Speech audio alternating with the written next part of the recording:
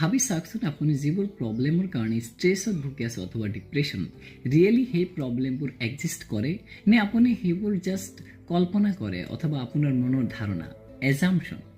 এই যে কোনোবাই আপোনাক আজি ন'টিছ নকৰিলে অথবা কাৰোবাৰ কথাৰ টনটো অলপ বেলেগ, হয়তো কোনোবাই আপোনাৰ ৰিপ্লাইটো অলপ দেৰিকৈ দিলে, ইয়াক লৈ আপুনি অভাৰ থিংকিং কৰা ষ্টাৰ্ট কৰে যে মানুহজনে মোক কিয় গুৰুত্ব দিয়া নাই, কিয় ন'টিছ কৰা নাই, মোৰ কি কোনো ভেলিউ নাই তেওঁৰ সন্মুখত, অথবা মোৰ কি কোনো ইম্পৰ্টেঞ্চ নাই। এই কথাবোৰ আপুনি ভাবি ভাবি অভাৰ থিংকিং কৰি এটা ডাঙৰ মেটাৰলৈ ৰূপান্তৰিত কৰে, যিটো একচুৱেলি এটা সৰু মেটাৰ আছিল।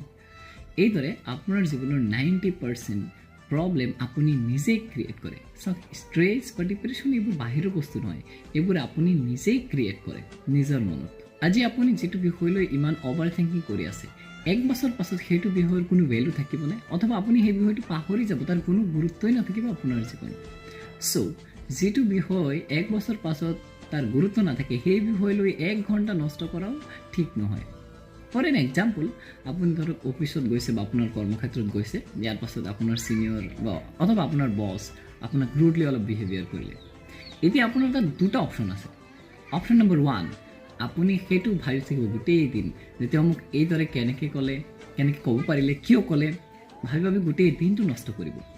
আৰু এটা অপশ্যন আছে, অপশ্যন নম্বৰ 2, যে আপুনি বিষয়টো ইগন'ৰ কৰিলে আৰু জাষ্ট কিয় এইদৰে কথাটো ক'লে বিষয়টো বুজি পাহৰি গৈ জাষ্ট মুভ অন কৰিলে আৰু গোটেই দিনটো ভালে ভালে কটাই দিলে, পাহৰি গৈছে পিছদিনা।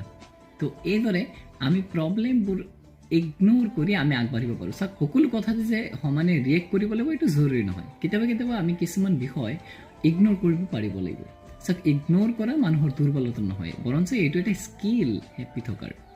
আৰু এটা ইম্পৰ্টেণ্ট কথা, আপুনি যদি সকলো বিষয়তে নিজৰ এনাৰ্জি লছ কৰে, তেন্তে যেতিয়া আপুনি ইম্পৰ্টেণ্ট কামটো কৰিব বিচাৰিব, যিটো আপুনি একচুৱেলি কৰিব বিচাৰে, সেই সময়ত আপোনাৰ এনাৰ্জি নাথাকিব। ফৰ এক্সাম্পল, আপোনাৰ তাত যদি এটা বেটাৰী থাকে আৰু আপুনি এইটো সকলো বিষয়তে খৰচ কৰে, সকলোৰে কথা সমানে উত্তৰ দি, সকলো বিষয়তে ৰিয়েক্ট কৰি, অভাৰ ৰিয়েক্ট কৰি, তেন্তে যেতিয়া আপোনাৰ প্ৰয়োজনীয় কাম যিটো আপুনি কৰিব বিচাৰে, ইম্পৰ্টেণ্ট কামটো আপোনাৰ সন্মুখত আহিব, তেতিয়া আপুনি একো কৰিব নোৱাৰিব, কাৰণ আপুনি আপোনাৰ বেটাৰীটো বেলেগ কামত, আননেচেচেৰী কামত, আননেচেচেৰী আৰ্গুমেণ্টত ৱেষ্ট কৰি দিলে।